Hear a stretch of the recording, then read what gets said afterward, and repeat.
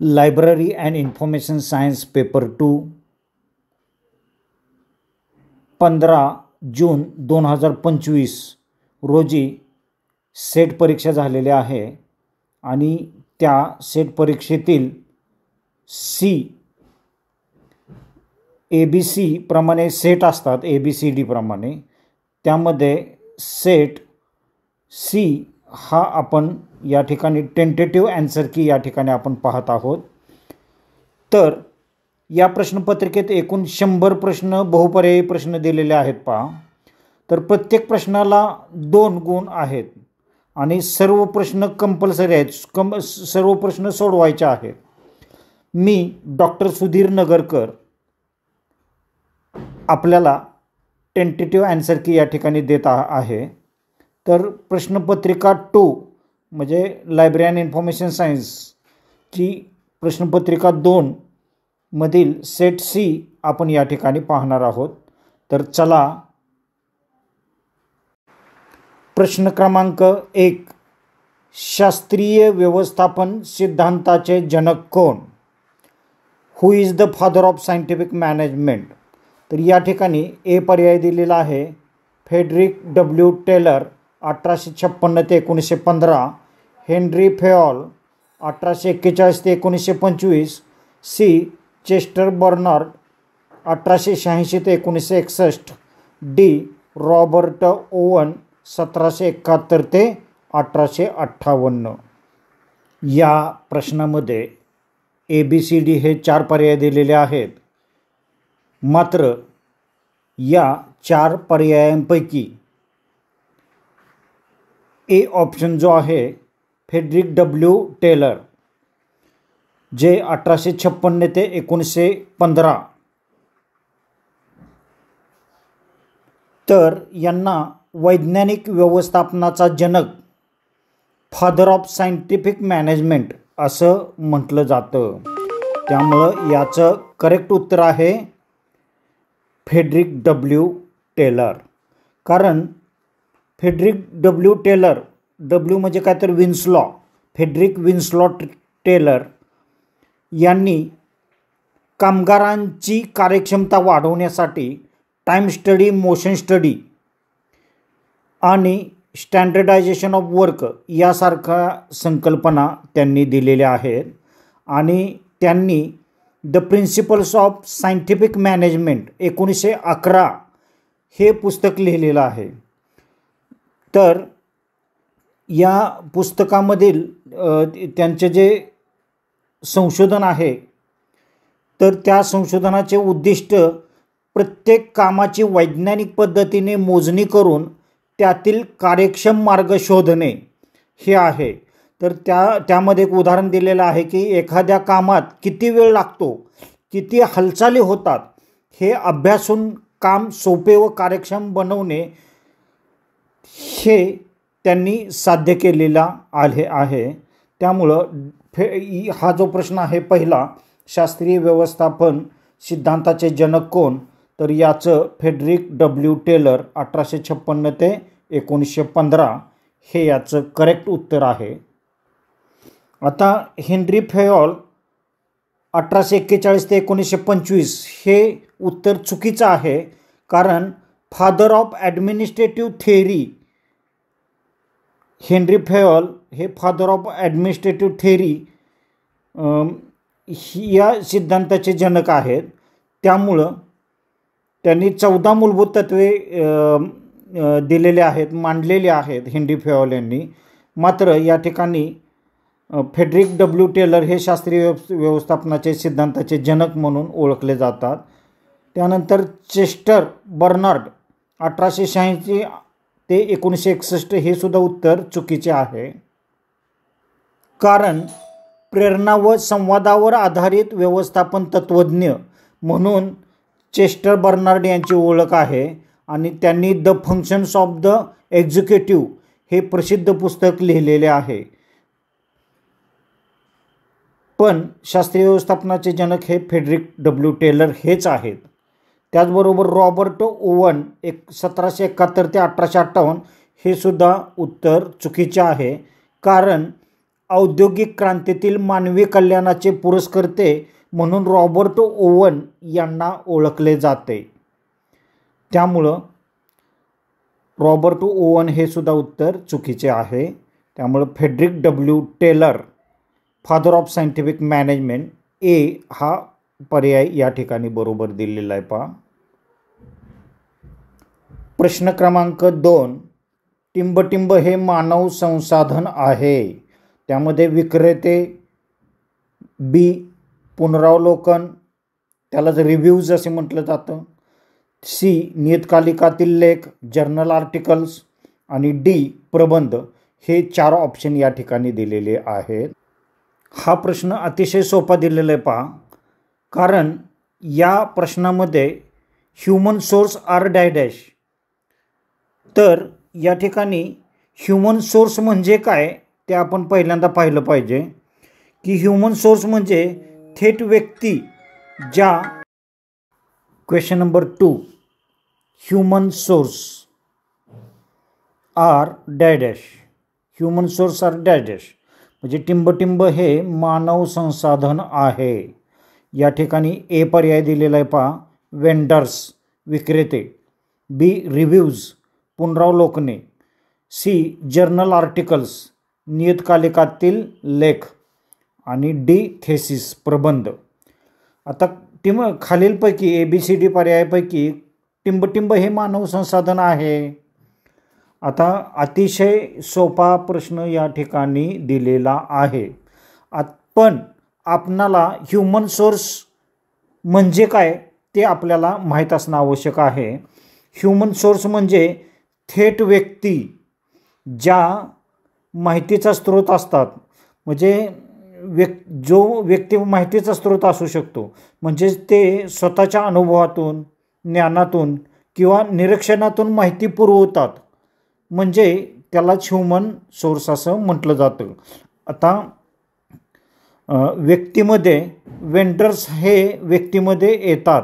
त्यामुळं याचं उत्तर जे आहे ते विक्रेते, ए वेंडर्स हे याचं उत्तर आहे. आता यामध्ये ह्युमन सोर्समध्ये अजून कोणती उदाहरणे आहेत तर विषय तज्ज्ञ जे असतात, एक्सपर्ट्स, ते सुद्धा ह्युमन सोर्स आहेत.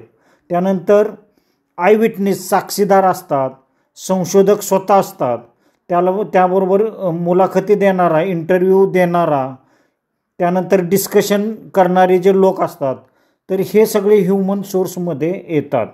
तर एक लक्षात घ्या की रिव्ह्यूज म्हणजे काय तर समीक्षा, हे ह्युमन सोर्स नाही. कारण रिव्ह्यूज म्हणजे काय आहे तर हे एक द्वितीयक स्रोत, सेकंडरी सोर्स आहेत आणि हे छापील स्वरूपातील मत असते. ते थेट व्यक्तीशी संवाद नाही. त्यामुळं रिव्ह्यूज हे ह्युमन सोर्स नाही. त्यानंतर जर्नल आर्टिकल, त्यालाच काय म्हटलं जातं तर संशोधन निबंध असंही म्हटलं जातं किंवा नियतकालिकातील लेख असंही म्हटलं जातं. तर हे लिखित दस्तऐवज असून लेखकाच्या संशोधनावर ते आधारित असतं. मात्र हे ह्युमन सोर्स नाहीत. त्यामुळे सी हा पर्यायसुद्धा चुकीचा दिलेला आहे. डी म्हणजे प्रबंध हा सुद्धा पर्याय या ठिकाणी चुकीचा दिलेला आहे. कारण प्रबंध हे सुद्धा लेखी दस्तऐवज आहेत.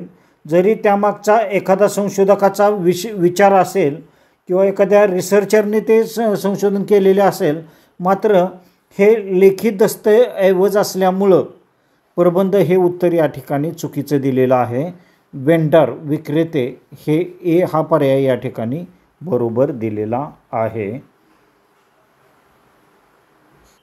Question number 3, fusion process theory in relation to motivation is proposed by. प्रेरणाशी संबंधित फ्युजन प्रक्रिया सिद्धांत टिंबटिंबाने प्रस्तावित केलेला आहे. अतिशय सोपा प्रश्न आहे. पहा A option Herzberg, B option Maslow, C option Bakke and Argyris, आणि डी ऑप्शन डगलस मॅग्रेगर.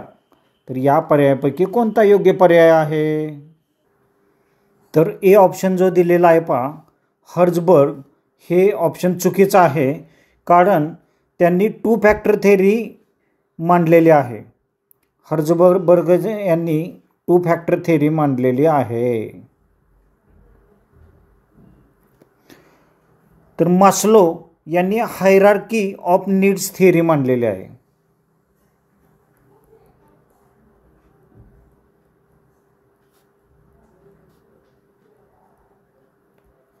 मास्लो यांनी hierarchy of needs he theory मांडलेली आहे. आणि डग्लस मॅकग्रेगर यांनी थेरी एक्स आणि थेरी वाय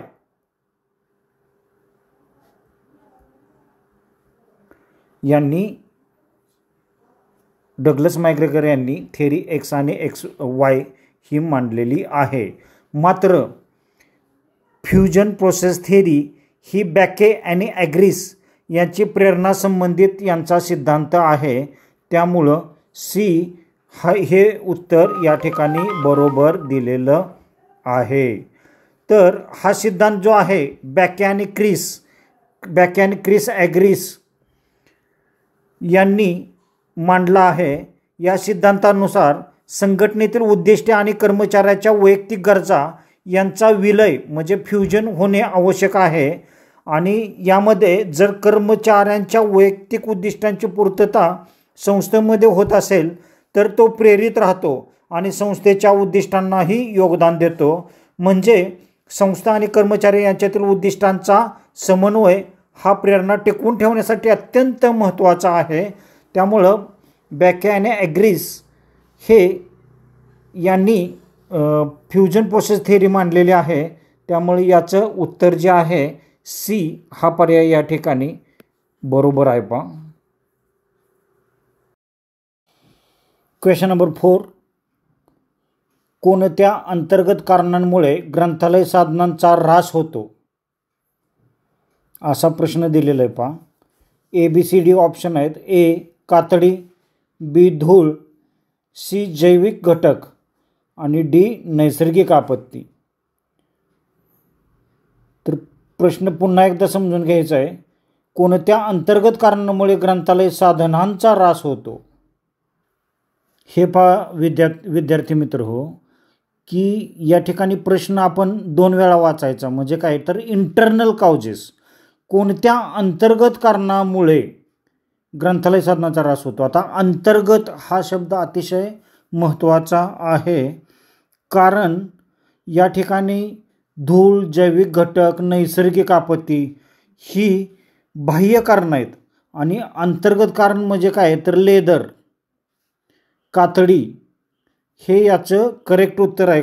पहा, कारण अंतर्गत कारणे म्हणजे जी कारणे साहित्याच्या संरचनेत किंवा घटकांमध्येच असतात, जी स्वतःच्या त्या वस्तूमधूनच ऱ्हासास कारणीभूत ठरतात. त्यामुळं लेदर हे उत्तर बरोबर आहे. पहा, कारण लेदर हे अंतर्गत कारण आहे. लेदरच्या बांधणीतील पुस्तकांमध्ये टॅनिंग प्रक्रियेमुळे निर्माण होणारे आम्ल, निकृष्ट दर्जाचे लेदर किंवा नैसर्गिक वृद्धत्व यामुळे साहित्याचा ऱ्हास होतो. ही एक अंतर्गत प्रक्रिया आहे, म्हणजे इंटरनल कॉज आहे. आता धूळ हे उत्तर का नाही, तर धूळ हे डस्ट हे बाह्य कारण आहे. धूळ ही वातावरणातून साहित्यावर साचते, त्यामुळे ते बाह्य कारण आहे. आता जैविक घटक हे सुद्धा बाह्य कारण आहे, कारण जैविक घटकामध्ये काय येतं तर कीटक, बुरशी, जंतू इत्यादी हे बाहेरून साहित्यावर आक्रमण करतात, म्हणून ते बाह्य घटक आहे. त्यामुळे बायोलॉजिकल एजंट्स किंवा जैविक घटक हे सुद्धा उत्तर चुकीचं आहे. त्यानंतर नैसर्गिक आपत्ती हे सुद्धा बाह्य कारण आहे, हे उत्तर चुकीचं आहे. हे कारण भूकंप, पूर, वादळ यासारख्या आपत्ती ह्या बाह्य घटकामुळे होतात. मात्र कोणत्या अंतर्गत कारणामुळे ग्रंथालय साधनांचा ऱ्हास होतो या प्रश्नाचं उत्तर लेदर हे आहे, कारण हे ग्रंथालयातील साहित्याच्या ऱ्हासाचे अंतर्गत कारण आहे. त्यामुळं ए हा ऑप्शन बरोबर आहे. प्रश्न क्रमांक 5. ग्रंथालयातील बाह्य बदलांचे प्रमुख प्रकार टिंबटिंब हे होत. तर 1 तांत्रिक बदल, 2 वाचकांच्या तक्रारी, 3 शासकीय धोरणे आणि 4 ग्रंथालयाचे धोरण. आता या ठिकाणी पर्याय दिलेले आहे. ए 1 आणि 3 बरोबर आहेत, बी 1 आणि 4 बरोबर आहेत, सी 2 आणि 4 बरोबर आहेत, डी 2 आणि 3 बरोबर आहेत. असे संकेतांक या ठिकाणी दिलेले आहेत. यापैकी एक उत्तर बरोबर असणार आहे.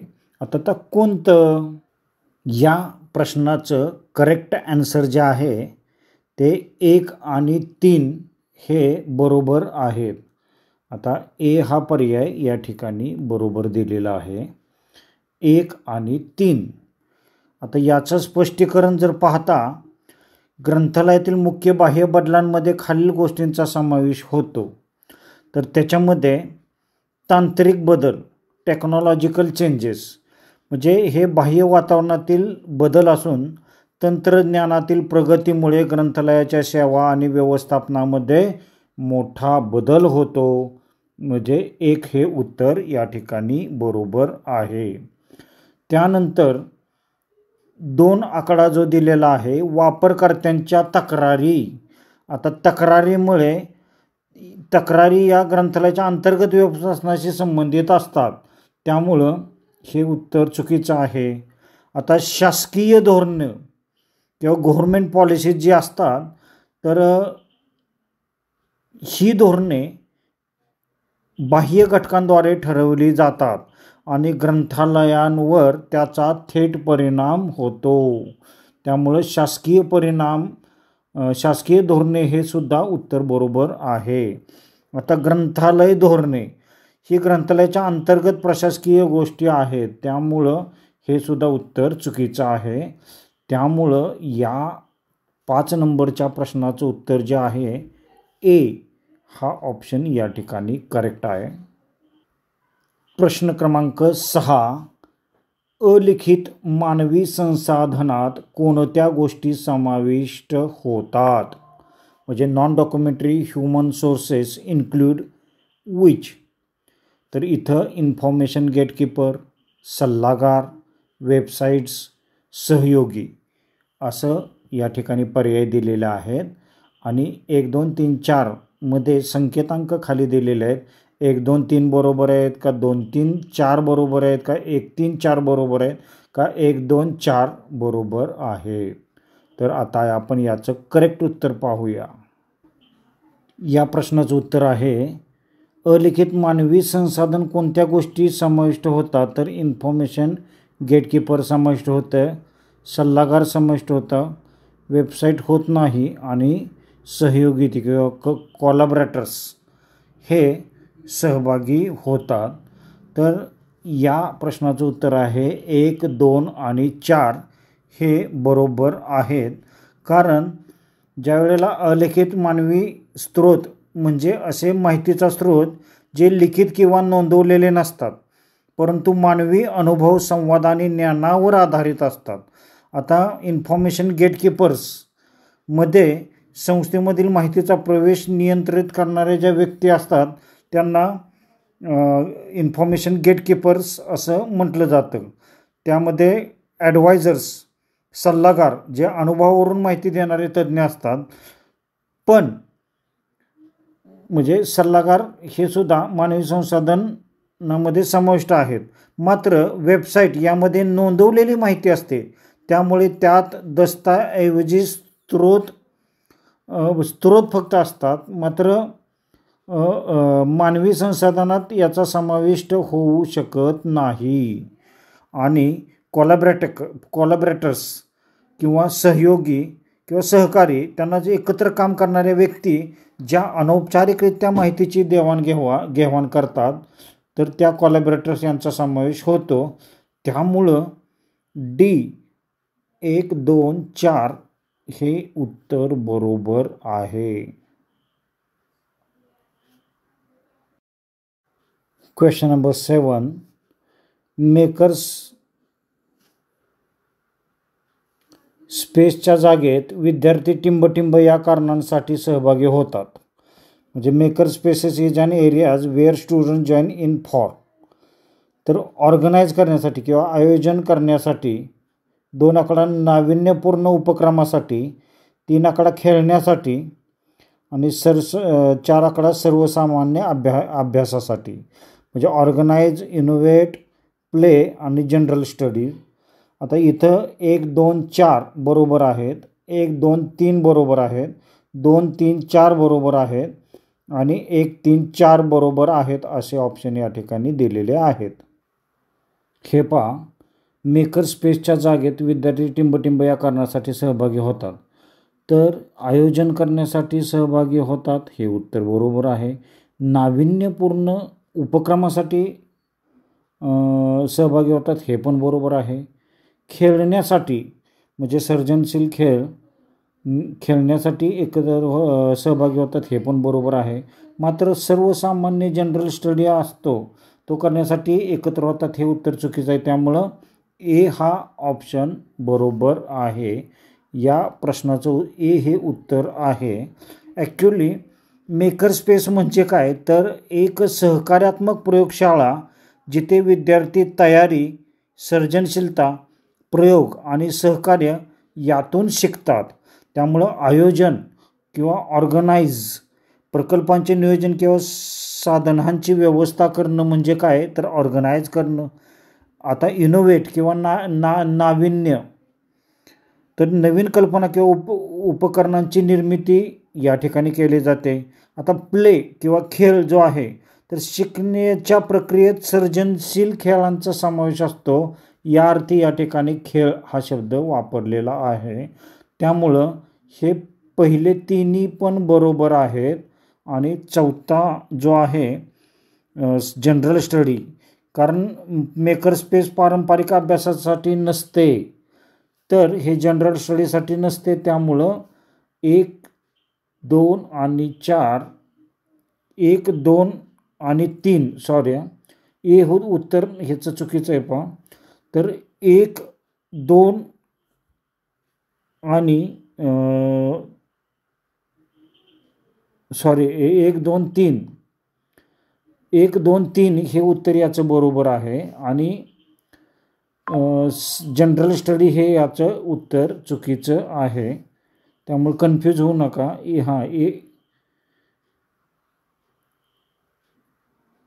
हे पहा, या ठिकाणी मी पुन्हा एकदा सांगतो की 1, 2, 3 हे याचे उत्तर बरोबर आहे. चौथं जे आहे सर्वसामान्य अभ्यासासाठी जनरल स्टडी हे उत्तर चुकीचं आहे. आणि 1, 2, 3 बरोबर आहे. हे बी हा पर्याय या ठिकाणी दिलेला आहे. त्यामुळं बी हे उत्तर या ठिकाणी बरोबर दिलेलं आहे. त्याचं स्पष्टीकरण मी या ठिकाणी तुम्हाला ऑलरेडी दिलेलं आहे. प्रश्न क्रमांक 8, मॅच द फॉलोइंग किंवा जोड्या जुळवा या ठिकाणी दिलेलं आहे. पहा, तर इथं ABCD, FW Taylor, Henri Fayol, Bernard, Luther Gulick किंवा L उर्विक. तर इथं खाली त्यांनी कन्सेप्ट दिलेले आहेत. पहा, POSDCORB, social system approach, esprit de corps, scientific approach to management. तर यांच्या या ठिकाणी जोड्या जुळवायच्यात किंवा जोड्या लावायच्यात. हे पहा, आपण या ठिकाणी जोड्या लावणार आहोत. तर FW टेलर जे आहेत त्यांची जोडी जी आहे सायंटिफिक अप्रोच टू मॅनेजमेंट यांच्याशी जोडी जुळते. त्यानंतर हेनरी फेयॉल जे आहेत, हेनरी फेयॉल यांची इस्प्रिट डे कॉप्स याच्याशी जोडी जुळते. त्यानंतर बर्नार्ड यांची सोशल सिस्टम आणि ल्युथर गुलिक यांची जोडी पोस्टकॉब याच्याशी जुळते. तर या ठिकाणी पर्याय या ठिकाणी दिलेले आहेत. खाली या ठिकाणी संकेतांकामध्ये पर्याय दिलेले आहेत. पहा, तर या ठिकाणी लक्षात घ्या की सायंटिफिक अप्रोच टू मॅनेजमेंट जे आहे यांचं FW टेलर यांच्याशी जोडी जुळते. त्यानंतर हेनरी फेओल जे आहेत, इस्प्रिट डे कॉर्प्स, हेनरी फेओल. त्यानंतर सोशल सिस्टम बर्नार्ड आणि ल्युथर गुलिक हे तर आपल्याला माहीतच आहे, पोस्कॉव. त्यामुळं 4321 4321 असं याचं उत्तर आहे. डी हा ऑप्शन या ठिकाणी बरोबर आहे. तर डी हा ऑप्शन या ठिकाणी बरोबर आहे. डी ऑप्शन ज्यांनी लिहिलेला आहे त्यांचं उत्तर या ठिकाणी अचूक आलेलं आहे. पहा प्रश्न क्रमांक 9. प्रश्न असा दिलेला आहे. पहा arrange the logical order the phases of product life cycle. म्हणजे लॉजिकल ऑर्डरप्रमाणे लाईफ सायकल या ठिकाणी द्यायचे आहे. तर पहिल्यांदा दिलं आहे उत्पादन जाहिरात टप्पा. उत्पादन जाहिरात टप्पा त्याला ॲडव्हर्टायझिंग प्रॉडक्ट फेज असं म्हणतात. दुसरं उत्पादन वृद्धी टप्पा, ग्रोथ फेज. उत्पादनाची उतरणीची टप्पा, डिक्लाइन फेज. आणि परिपक्वता टप्पा, मॅच्युरिटी फेज. आता यांच्यामध्ये लॉजिकल ऑर्डर आपल्याला लावायची आहे. त्यामध्ये या ठिकाणी 1 2 3 4 4 3 2 1, त्यानंतर 1 2 4 3 आणि 2 3 4 1 अशी उत्तरे या ठिकाणी दिलेली आहेत, ऑप्शन दिलेले आहेत. आता या ऑप्शनमध्ये पहिला जो ऑप्शन दिलेला आहे उत्पादनाचा जाहिरात किंवा टप्पा, जाहिरात टप्पा जो असतो त्याला काय म्हटलं जातं तर प्रारंभ टप्पा असं म्हटलं जातं. त्यामुळं 1 नंबरला सिक्वेन्स हा येणार आहे. त्यानंतर वृद्धी टप्पा, उत्पादन वृद्धी टप्पा, ग्रोथ टप्पासुद्धा 2 नंबरला येणार आहे. त्यानंतर 3 नंबरला आता इथं उत्पादनाची उतरणीचा टप्पा पेक्षा परिपक्वता टप्पा हा महत्त्वाचा आहे. त्यामुळे 3 नंबरला परिपक्वता टप्पा येणार आहे, मॅच्युरिटी फेज. आणि 4 नंबरला उत्पादनाच्या उतरणीचा टप्पा किंवा डिक्लाइन फेज, ऱ्हास टप्पा असंही म्हटलं जातं. त्यामुळं 1 2 4 3 हे उत्तर या ठिकाणी बरोबर आहे. त्यामुळं या प्रश्नाचं उत्तर जे आहे ती 1 2 4 3 सी हा ऑप्शन या ठिकाणी बरोबर दिलेला आहे. या ठिकाणी क्वेश्चन नंबर 10 विधान आणि कारण दिलेलं आहे. विधान ए, टिकून राहण्यासाठी ग्रंथालयांनी बदलणे आवश्यक आहे. आणि त्याचं कारण काय तर ग्रंथालय वर्धिष्णू आहेत हे सूत्र बदलाशी संबंधित आहे. आता ए बरोबर परंतु आर हे चुकीचे, ए चुकीचे परंतु आर हे बरोबर. दोन्ही ए आणि आर चुकीचे, दोन्ही ए आणि आर बरोबर. आता यापैकी उत्तर कोणतं आहे आपण पाहूया. अतिशय सोपा प्रश्न या ठिकाणी दिलेला आहे.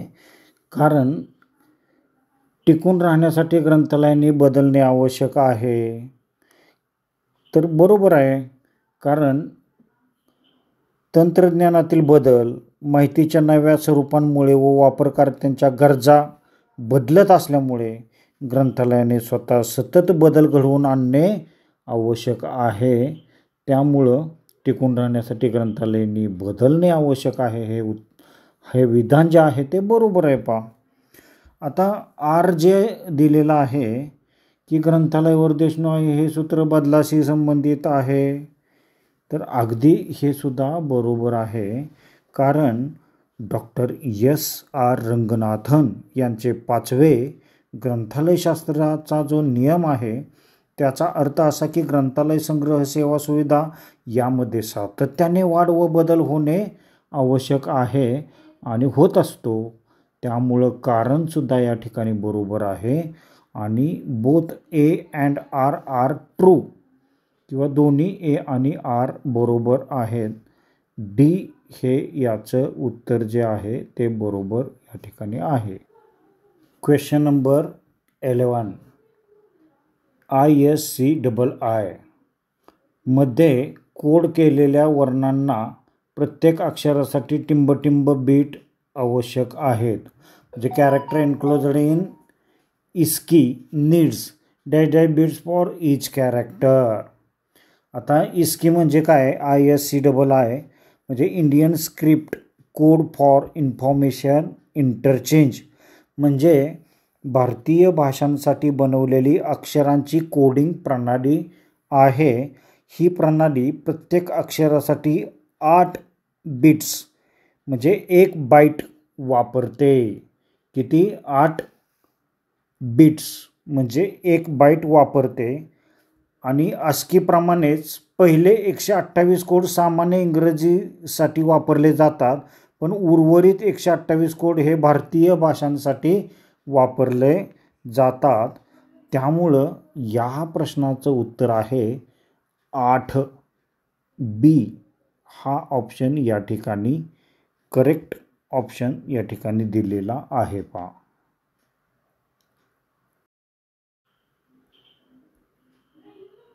Question number 12.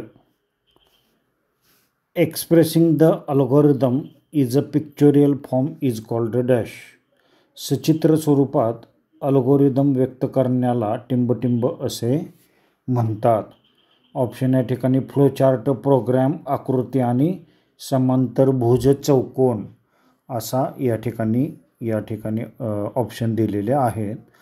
तर या ठिकाणी फ्लोचार्ट जे आहे त्यालाच काय म्हटलं जातं? चित्रात्मक रूप, म्हणजे प्रक्रिया किंवा प्रणालीचे दृश्य रूपात सादरीकरण करणे यालाच फ्लोचार्ट असे म्हटलं जातं. आणि फ्लोचार्ट हे उत्तर या ठिकाणी बरोबर दिलेलं आहे, कारण फ्लोचार्टमध्ये विविध चिन्हे वापरून प्रक्रिया किंवा अल्गोरिदम दाखवले जातात आणि हे समजायला आणि शिकायला सोपे असते. त्यामुळं या प्रश्नाचं उत्तर फ्लोचार्ट हे आहे. प्रोग्रॅम किंवा डायग्राम किंवा समांतरभुज चौकोन हे उत्तर या ठिकाणी नाही आहे. ए हा ऑप्शन या ठिकाणी बरोबर दिलेला आहे. Question number 13. टिंबटिंब हा एक क्लायंट सर्व्हर ॲप्लिकेशन आहे जो इंटरनेटवरील प्रत्येक होस्टला अद्वितीय वापरकर्ता अनुकूल नावाने ओळखला जातो. म्हणजे dash is a client server application that identifies each host on the internet with unique user friendly name. आता इथं टेलनेट, DNS, TCP आणि IP हे ऑप्शन या ठिकाणी दिलेले आहेत. आता यामध्ये DNS जो आहे डोमेन नेम सिस्टम, ही एक क्लायंट सर्व्हर प्रणाली आहे जी इंटरनेटवरील प्रत्येक संगणकासाठी किंवा वेबसाईटसाठी वापरण्यास सोपं नाव, उदाहरणार्थ www.google.com देऊन त्याला त्याच्या युनिक IP पत्त्याशी जुळवते. त्यामुळे वापरकर्त्यांना संख्यात्मक IP ॲड्रेस लक्षात ठेवण्याची गरज राहत नाही. त्यामुळं DNS हे उत्तर या ठिकाणी बरोबर आहे. B DNS हा ऑप्शन या ठिकाणी बरोबर दिलेला आहे. पहा, आता टेलनेट हा काय क्लायंट सर्व्हर नाही आहे. TCP हा प्रोटोकॉल आहे. IP पण प्रोटोकॉल आहे. त्यामुळे ही उत्तरं बाकीची चुकीची आहेत आणि B हा ऑप्शन या ठिकाणी बरोबर आहे. Question number 14. वायरलेस कम्युनिकेशनमध्ये बेस स्टेशन मध्यवर्ती हबशी जोडलेले असते. त्याला टिंब असे म्हणतात. आता मराठीमध्ये थोडं समजायला कठीण असतं, पण इंग्लिशमध्ये in wireless communication base station is connected to central hub is called as dash. PSTN, MSC, CO आणि PBX हे ऑप्शन या ठिकाणी दिलेले आहे. या ठिकाणी PSTN म्हणजे काय, तर पब्लिक स्विच्ड टेलिफोन नेटवर्क, सार्वजनिक टेलिफोन नेटवर्क हे आपणाला माहीत असणं आवश्यक असतं. MSC काय म्हणजे काय, तर मोबाईल स्विचिंग सेंटर. MSC म्हणजे काय, मोबाईल स्विचिंग सेंटर. CO म्हणजे काय, तर सेंट्रल ऑफिस. आणि PBX म्हणजे प्रायव्हेट ब्रांच एक्सचेंज. मात्र या ठिकाणी इन वायरलेस कम्युनिकेशन म्हणजे मोबाईल किंवा वायरलेस संप्रेषणात बेस स्टेशन एक केंद्रीय यंत्रणेशी जोडलेले असते, ज्याला MSC मोबाईल स्विचिंग सेंटर असे म्हटलं जातं. हे केंद्र मोबाईल वापरकर्त्यांचे कॉल्स रूट करते, विविध बेस स्टेशन दरम्यान किंवा मोबाईल आणि सामान्य फोन नेटवर्क PSTN दरम्यान संपर्क साधते. त्यामुळं MSC B हे उत्तर या ठिकाणी बरोबर दिलेलं आहे. 14 नंबरच्या प्रश्नाचं उत्तर B आहे.